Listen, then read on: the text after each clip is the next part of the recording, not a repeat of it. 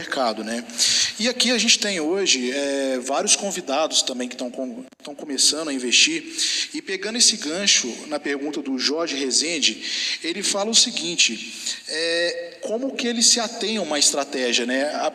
Com tanta informação, tanto ruído, como que ele começa a escolher empresas inicialmente para viver de dividendo? Qual que é o ponto principal, né, que ele deve buscar para escolher, para ele iniciar?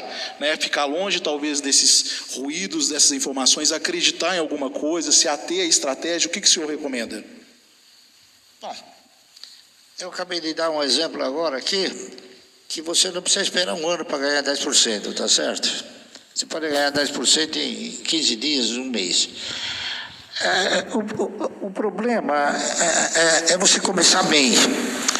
Para começar bem, você precisa estar bem orientado, tá certo? Eu, por exemplo, muitas pessoas perguntam por que eu não aplico na renda fixa. É porque a renda fixa eu uso, está entendendo? A renda fixa é um instrumento sobre o qual me permite a não ter o dinheiro embaixo do colchão.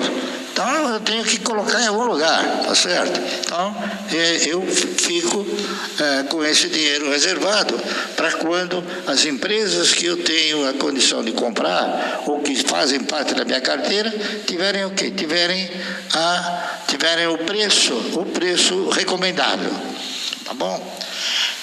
Então, eu acho o seguinte, eu acho que não é muito difícil, ou não precisa ter muita cultura para interpretar o seguinte, a renda fixa, ela, além de não gerar riqueza para o país, ela não corrige satisfatoriamente o nosso dinheiro, porque no meu interpretar, no meu entender, na minha avaliação, a inflação não é essa que nos é divulgada.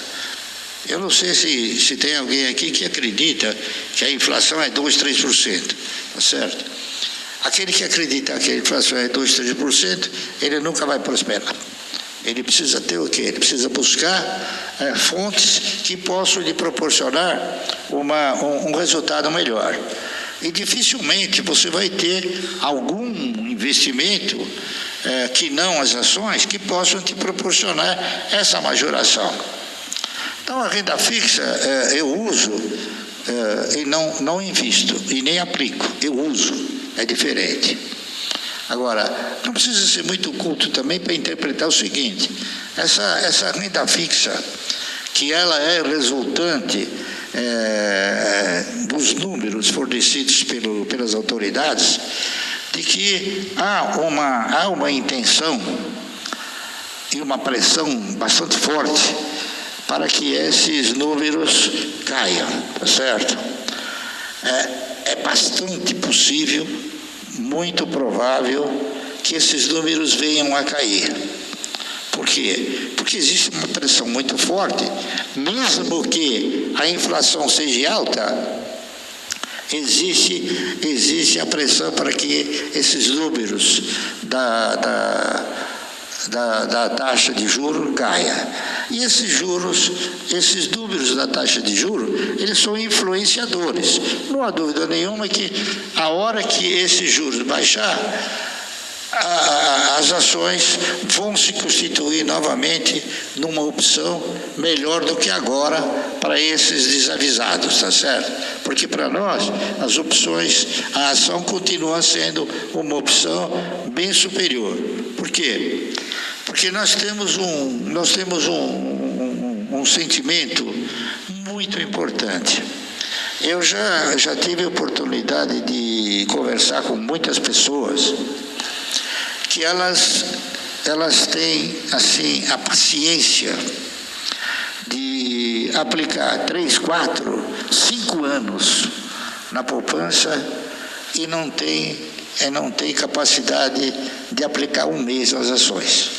Então, essa pessoa nunca vai ser um vencedor, está correto? Então, a pessoa tem que se conscientizar, tem que ter cultura de investimento. E a cultura de investimento é exatamente você saber onde o seu dinheiro está melhor aplicado. Uma das perguntas que você faz é o seguinte: se eu aplico no Tesouro Direto, por exemplo, em última análise, eu estou dando dinheiro para o Lula, não é? Eu não sei se o Lula é um bom administrador. Vocês talvez saibam melhor do que eu, mas eu não faço isso. Eu jamais daria um tostão na mão do Lula, tá certo? Então, por exemplo, eu dou na mão do Walter Schaca, eu dou na mão do Pedro Ivo, tá certo? Eu dou na mão do Bertoncini, enfim, eu dou na mão dessas pessoas que efetivamente eles vão e eles têm a obrigação de remunerar esses investimentos. Está correto? Então, renda fixa, eu uso, não aplico. E o senhor já fez um gancho interessante, né? Que tem uma pergunta aqui. Não, o senhor já fez. Eu vou fazer um gancho para uma pergunta que teve aqui, que é justamente sobre ter uma reserva de oportunidade para aproveitar as quedas da bolsa. O senhor faz isso, então, né? Bom, a reserva, ela é uma consequência. A reserva você não constitui como reserva. Por exemplo, alguém pergunta para mim: Márcio, você tem renda fixa? Eu tenho. Em que banco? Não é banco, a minha renda fixa é em ações. Tá certo? Eu tenho inclusive tentado, né? Que não é fácil, tentado mostrar para alguns empresários o seguinte: o cidadão que aplica na renda fixa, qual é o sentimento dele? O sentimento dele é saber que num dia tal ele vai ganhar alguma coisa. Provavelmente ele não se preocupe do quanto, tá certo? Mas ele quer ganhar alguma coisa.